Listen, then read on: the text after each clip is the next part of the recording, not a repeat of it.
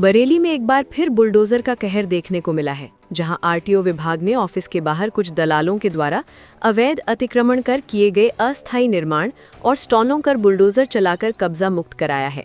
बताया जा रहा है कि विभाग को सूचना मिल रही थी कि आरटीओ ऑफिस में काम कराने के नाम पर बाहर बैठे दलाल धन उगाही करते हैं, जिसके बाद आज विभाग ने बुलडोजर चलाकर उनके अस्थायी ठिकानों को नष्ट कर दिया।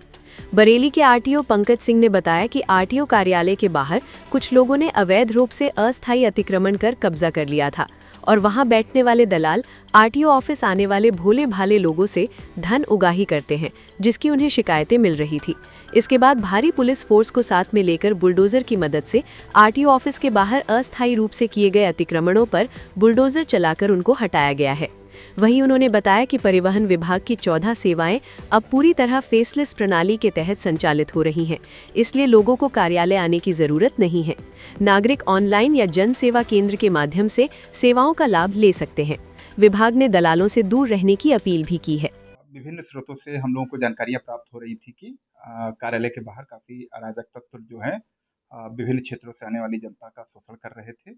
ऐसा संज्ञान पे आने पर हम लोगों ने आज हमारे आरटीओ साहब और सीओ सिटी, सीओ कैंट और उनके जो थाना अध्यक्ष सीओ पुलिस थाना, उनके समन्वय से हम लोगों ने यहाँ पे एक बृहद अभियान चलाया। उसके अंतर्गत जो कार्यालय के बाहर अवैध रूप से गतिविधियां, लोगों ने अवैध रूप से दुकानें बना रखी थी, उस पर कुछ अवैध सामग्रियां भी रखी हुई थी, पेपर और ये सब तामझाम। तो उसी के दृष्टिगत एक अभियान चला करके उनको हम लोगों ने खत्म कराया। और साथ ही साथ एक हमारा मैसेज भी है परिवहन विभाग का कि हमारी टोटल इस समय 56 सेवाएं हैं, जिसमें से 44 सेवाएं हमारी ऑनलाइन हो चुकी हैं, जिसमें किसी भी व्यक्ति को कार्यालय आने की आवश्यकता नहीं है। जनपद के समस्त नागरिकों से परिवहन विभाग अपील करता है कि वो लोग किसी भी अधिकृत सीएससी जो कॉमन सर्विस सेंटर है वहां पे जाएं। केवल 30 रुपए सरकार द्वारा उस पर निर्धारित शुल्क है, वहां जमा करा करके वो कार्य कराएं। और यहाँ पे परिवहन कार्यालय के आसपास आने की किसी प्रकार से कोई आवश्यकता नहीं है।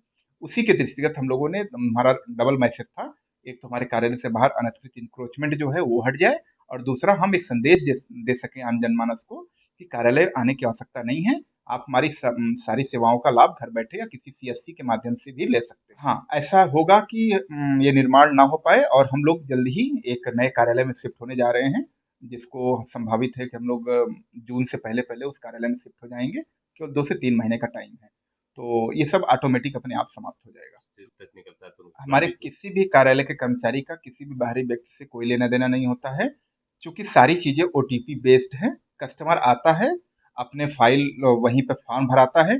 कस्टमर, हाँ, चूंकि एक कंप्यूटर बेस्ड सारी चीजें हैं, ऑनलाइन बेस्ड चीजें हैं, बहुत सारे लोगों को जानकारी नहीं होती कैसे फॉर्म भरना चाहिए, कैसे फीस सबमिट होगा।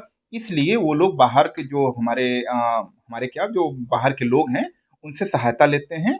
इसी के जब उनका फॉर्म भर जाता है तो आवेदक सीधा हमारे बाबू के पास जाता है, हमारे ऑफिस स्टाफ के पास जाता है। वो लोग आने के कहीं ना अधिकृत हैं ना तो वो लोग आते हैं, सीधा कस्टमर ही अपना स्वयं आता है यहाँ पे लेकर करके। और ये हमारी सेवाएं सब सीएससी के माध्यम से उपलब्ध हैं, वहां से भी आम जनमानस वहां से जाकर के अपनी सेवाएं ले सकते हैं।